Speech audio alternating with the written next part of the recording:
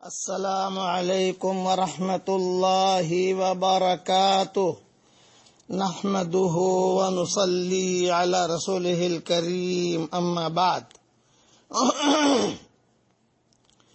آج کا سبق سن لیجئے، سبق نمبر 32۔ حضور اکرم صلی اللہ علیہ وسلم کا ارشاد ہے کہ مجھے ایک ایسی بستی میں رہنے کا حکم کیا گیا جو ساری بستیوں کو کھا لے۔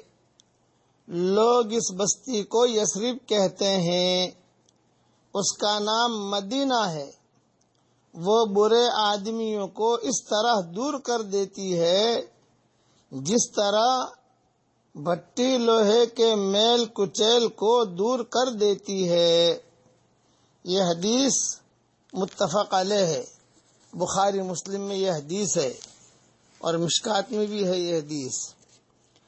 ایک اور حدیث میں ہے کہ حضرت ابو بکر رضی اللہ تعالی عنہ نے کسی وقت خواب میں دیکھا تھا کہ آسمان سے ایک چاند مکہ مکرمہ میں اترا، جس کی وجہ سے سارا مکہ روشن ہو گیا۔ پھر وہ چاند آسمان کی طرف چڑھا اور مدینہ طیبہ میں جا اترا، جس کی وجہ سے مدینہ کی ساری زمین روشن ہو گئی۔ یہ لمبا خواب ہے، اسی میں آخر میں ہے کہ پھر وہ چاند حضرت عائشہ رضی اللہ تعالی عنہ کے گھر میں گیا اور ان کی گھر کی زمین پھٹی، جس میں وہ چاند پوشیدہ ہو گیا۔ کہتے ہیں کہ حضرت ابوبکر رضی اللہ تعالی عنہ کو فن تعبیر سے پہلے ہی سے بہت مناسبت تھی۔ اس خواب سے انہوں نے مدینہ منورہ کی ہجرت اور آخر میں حضور صلی اللہ علیہ وسلم کا حضرت عائشہ رضی اللہ تعالی عنہ کے مکان میں دفن ہونا سمجھ لیا تھا۔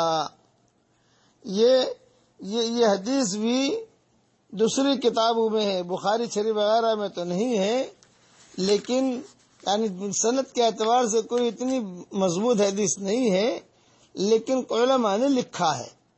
آج چونکہ میری طبیعت ٹھیک نہیں، اس لیے دیر سے میں سبق دے رہا ہوں۔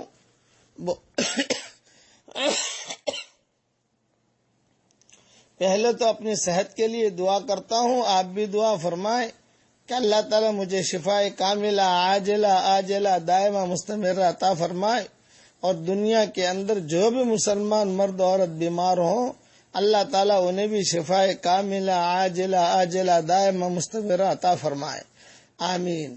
بقیہ تفصیل انشاءاللہ کل عرض کروں گا۔